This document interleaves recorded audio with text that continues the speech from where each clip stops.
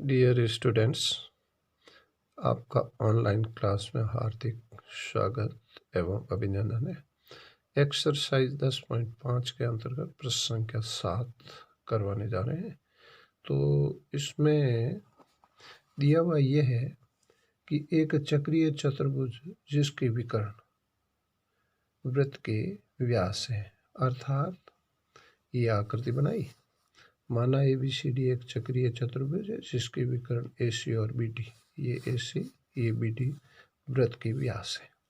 सिद्ध ये करना है कि ABCD एक आयत है और उत्पत्ति के स्टेप में ये लिख सकते हैं। पहला समीकरण है AC बराबर BD लिखा, इसको इक्वेशन नंबर 1 दिया। क्यों? क्योंकि वृत्त के जो व्यास होते हैं वो बराबर होते हैं, ये इसका कारण हो गया।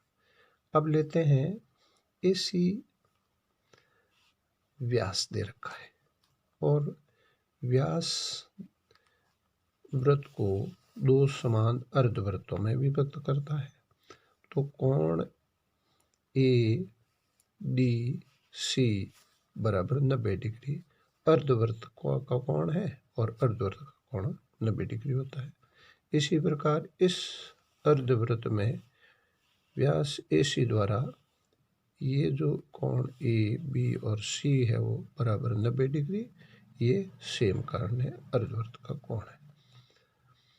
फिर ये जो लिखा है दोनों की जोड़ 190 + 90 180 अतिरिक्त है, ये सफिशिएंट है। मतलब यहाँ का कोण 90 डिग्री, यहाँ का कोण 90 डिग्री आ गया है। इसको कोई लिखना कोई ज़रूरी नहीं है, अतिरिक्त भाग है इसका। और ऐसे कैसे अब लेते हैं ये BD व्यास को लेकर के कोण ज्ञात करते हैं। तो BD के द्वारा इस तरफ कोण बन रहा है वो कोण BCD बराबर 90 डिग्री, कारण अर्धवृत्त का कोण। इस अर्धवृत्त में इस BD द्वारा कोण BAD बराबर 90 डिग्री, कारण अर्धवृत्त का कोण। ये इस तरह से कोण ABCD का मान प्रत्येक कोण 90 डिग्री है। इसके विकर्ण दिए हुए हैं समान, यानी कि वृत्त के व्यास बराबर होते हैं। इस तरह से चतुर्भुज ABCD में प्रत्येक कोण 90 डिग्री आ गया और विकर्ण दोनों बराबर आ गए, अतः यह एक आयत प्राप्त हुआ। यही सिद्ध करना था। अब नेक्स्ट जो प्रश्न ले रहे हैं वो ये है कि प्रश्न संख्या 8, इसमें दिया हुआ यह है कि ABCD एक समलंब चतुर्भुज है।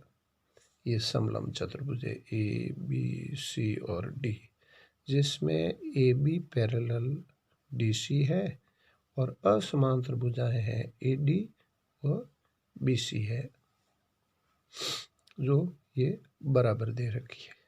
मतलब ये भुजा और ये भुजा बराबर दे रखी है। सिद्ध ये करना है कि ABCD एक चक्रीय चतुर्भुज है, ये लाना है, सिद्ध करना है। तो पहले इसको सिद्ध करने के लिए दो त्रिभुज ले रहे हैं। उससे पहले रचना ये की है, बिंदु D से AB पर ये DM लंब डाला, इधर C बिंदु से CN परपेंडिकुलर AB डाला। इस तरह से दो त्रिभुज बन रहे, एक इधर त्रिभुज, एक ये वाला त्रिभुज। इसमें कोण AMD बराबर कोण BNC बराबर प्रत्येक 90 डिग्री है, क्योंकि ये इसके ऊपर लंब डाले हैं, लंब पर ये कोण बन रहे हैं। नंबर 1 हो गया ये वाला। फिर उसके बाद में AD बराबर BC ये दिया हुआ है और DM बराबर CN रचना से आ गया। इस तरह से त्रिभुज ये जो बन रहा है AMD, ये वाला AMD और BNC दोनों त्रिभुज सर्वांग सम हो गए RHS से। CPCT से ये लिख सकते हैं कोण MAD बराबर कोण NBC बराबर आ गया। इसको इक्वेशन नंबर 1 दिया। अब ये लेते हैं और AB समांतर BC है और DA है वो तिर्यक रेखा है। चूंकि हम जानते हैं कि जब समांतर रेखाओं को तिर्यक रेखा काटती है तो तिर्यक रेखा के एक और बने कोण संपूरक होते हैं। कोण CDA, वापस बता रहा हूँ, CDA प्लस कोण BAD ये लिखा है बराबर 180 डिग्री। अभी कारण बताए वही। अब इसमें जो कोण समीकरण 1 में था, जो कोण यहाँ A पर यहाँ पर B पर कोण बराबर बनता है, तो कोण BAD का मान, ये जो है BAD का मान रखा, कोण ये रख रहे हैं समीकरण 1 ये है कोण BAD, कोण BAD का मतलब ये BA और D, यानी कि इधर MAD भी और BAD एक ही है, तो इसकी जगह ये जो BAD है वो मान रखा है ABC के बराबर है। तो ये मान रखा है CDA का, वही CDA का CDA एज इट इज उतारा, प्लस का प्लस उतारा, कोण BAD का मान रखा ये ABC, ये वाला समीकरण 1 से रखा मान, ये आ गया इक्वेशन ये है। और ये इक्वेशन आ गई, मतलब DAB प्लस B और C और D ये समूह कोण आ गए। इसी प्रकार ये जैसे D पर और B पर कोण 180 डिग्री आ गया, और इसी प्रकार कोण A और C का भी 180 डिग्री आ गया। तो सम्मुख कोणों का युग्म संपूरक है, तो ABCD एक चक्रीय चतुर्भुज प्राप्त हुआ। ये प्रश्न हो गया 8वां। नेक्स्ट प्रश्न संख्या 9 है, और उसमें ये आकृति दे रखी है। ये प्रश्न में आकृति दे रखी है, और इसमें AD और PQ जो कि B बिंदु पर प्रतिच्छेद करते हैं, दोनों वृत्त है वो B और C पर प्रतिच्छेद करते हैं। शेष आकृति ये ऐसी दे रखी है। दिया हुआ है दो वृत्त जिसमें B और C पर प्रतिच्छेद करते हैं। B से जाने वाले दो रेखाखंड ABD और PQB वृत्तों को AD, ये रहा AD, और PQ, ये PQ पर क्रमशः प्रतिच्छेद करते हैं। सिद्ध करना है ACP बराबर QCD लाना है। इसको करने के लिए, लाने के लिए उत्पत्ति में ये लिख सकते हैं कि कोण ABP, कोण ABP बराबर कोण QBD लिख सकते हैं। ये जो लाइन एक ऐसे जा रही है, एक ये ऐसे जा रही है, तो दोनों लाइनों के इधर वाला कोण, इधर वाला कोण शीर्ष अभिमुख कोण से बराबर है। इसको नंबर डाला है इक्वेशन 1 में। कोण ABP, ये वाला ABP, कोण ABP, इसके सामने है कोण QBD, ये रहा QBD। वापस बता रहा हूँ, ये लाइन ऐसे जा रही है, ये लाइन ऐसे जा रही है, इनके बीच वाला ये कोण और ये वाला कोण शीर्ष अभिमुख से बराबर हो गया है, जो कि समीकरण 1 में बताया गया कारण शीर्ष अभिमुख कोण है। अब वापस ये ले रहे हैं, क्योंकि रेखाखंड AD और PQ B पर प्रतिच्छेद करते हैं, और ये तो इसका कारण हो गया। और चाप AB द्वारा, चाप AB ले रहे हैं, AP, चाप AP द्वारा कौन बन रहा है, एक ABP, AB और ये P, वह कोण ACP, कोण ACP, ये चाप लिया, दोबारा बता रहा हूँ, ये चाप लिया A से P का ये चाप लिया, एक कोण यहाँ बन रहा है, ये दूसरा कोण ये ऐसे बन रहा है, और ये कोण लिखा है ABP, दूसरा कोण है सामने बराबर ACP, एक ही वृत्तखंड के कोण समान होते हैं, इसको नंबर दिया है 3। वापस चाप ले रहे हैं QD, ये रहा Q और D, ये यहाँ से यहाँ तक है। ऐसे इसको भी लिख सकते हैं, एक तो कोण बन रहा है ये वाला, ये, और ये कोण बन रहा है ये, इसको इक्वेशन नंबर नेक्स्ट में डाला है। कोण ये वाला कोण हो गया कोण QBD बराबर QCD, इसको नेक्स्ट इक्वेशन डाला। फिर इसमें जो मान रखा है, ये जो मान है वो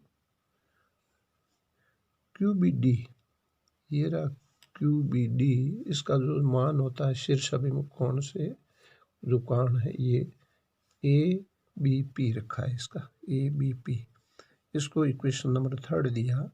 और 2 और 3 से इधर देखिएगा, कोण इधर एक साइड में इसका भी ABP है, इसका भी ABP है, समीकरण 2 3 से लेफ्ट साइड बराबर है इसका राइट साइड, और इसका राइट साइड ये लिखा है कोण ACP, इसका है कोण QCD,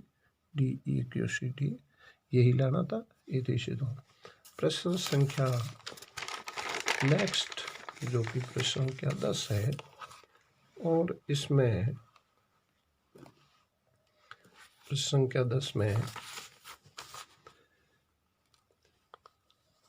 ये आकृति है वो बनाई, और इसमें दिया हुआ यह है कि ABC की, त्रिभुज ABC की दो भुजाओं AC और BC को व्यास मान करके, ये त्रिभुज है, एक त्रिभुज की दो भुजाओं को व्यास मान करके वृत्त खींचे जाएं, तो जो इसका ऐसे लिखा है, माना ABC की दो भुजाओं AC और BC, ये तो है AC, ये है BC, को व्यास मान करके दो वृत्त खींचे गए हैं, और रचना D और C को ये मिलाया गया है, और सिद्ध ये करना है कि D बिंदु है वो ABC की AB भुजा पर, यानी कि दो भुजाएं ये हो गई, और तीसरी भुजा पर ये वृत्त D बिंदु है, इसके ऊपर है, ये सिद्ध करना है।